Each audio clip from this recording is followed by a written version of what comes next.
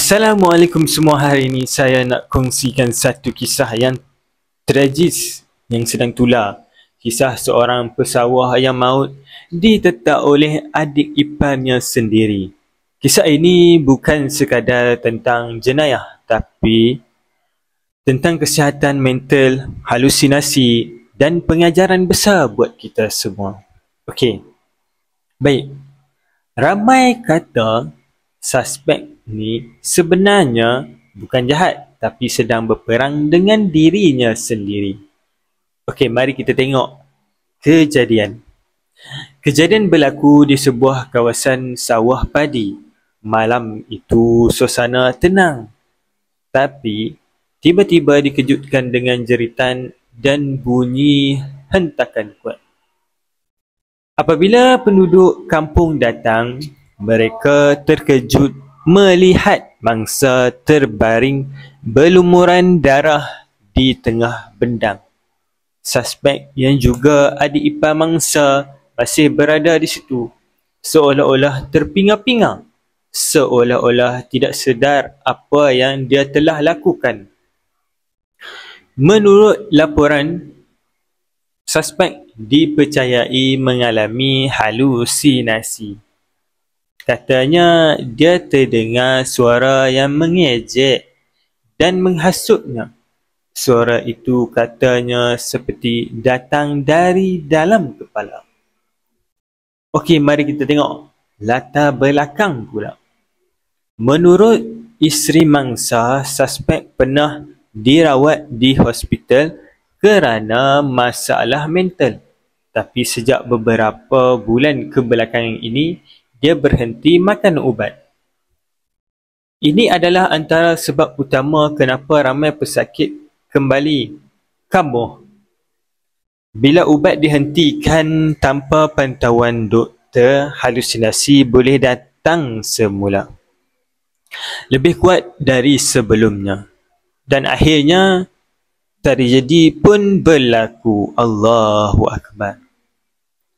Jadi, apa yang pengajaran dan teguran dan renungan untuk kita semua boleh ambil atas perkara yang berlaku ini? Sama-samalah kita ambil nasihat dan pedoman. Kita selalu pandang ringan isu kesihatan mental. Bila ada orang murung, kita cakap dia lemah iman. Bila ada orang dengar suara pelik, kita kata dia kena gangguan jin. Padahal bukan semua berpunca dari gangguan. Kadang-kadang ini masalah otak dan emosi yang perlu rawatan profesional. Dan yang paling menyedihkan, mangsa dalam kes ini tak bersalah.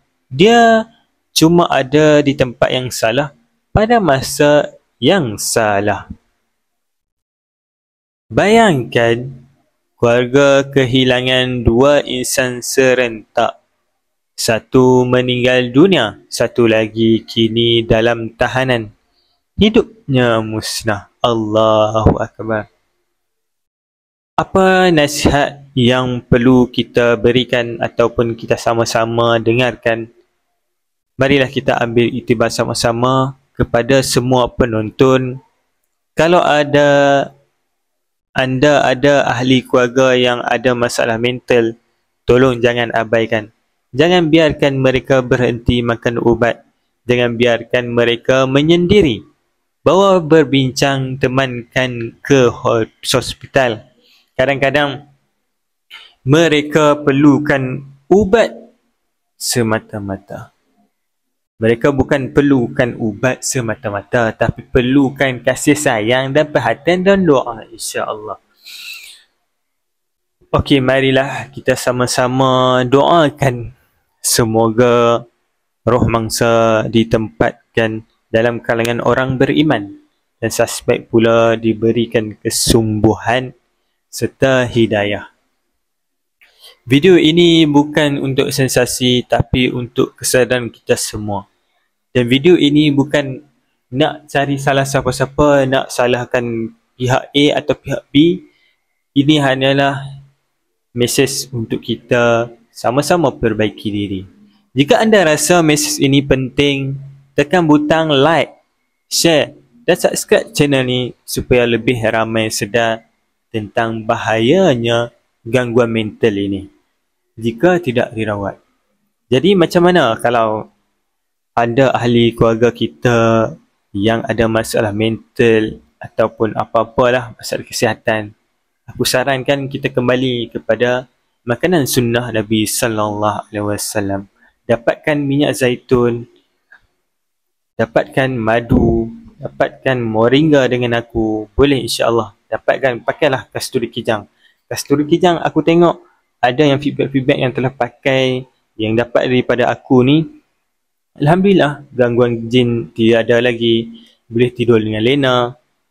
Boleh kalau pakai minyak zaitun, kita makan minyak zaitun, penghadaman, sistem penghadaman lawas kan. Hari-hari usus yang kita sihat ni sebenarnya hari-hari kita membuang. Itu usus yang sihat. Kalau hari ni kita membuang, lepas tu 2-3 hari baru kita membuang pula, korang punya usus ada masalah. Jadi kalau korang berminat, korang komenlah berminat untuk dapatkan minyak zaitun, moringa ataupun kasturi kijang. Madu pun aku ada insya-Allah. Jumpa lagi dalam video seterusnya. Assalamualaikum warahmatullahi wabarakatuh.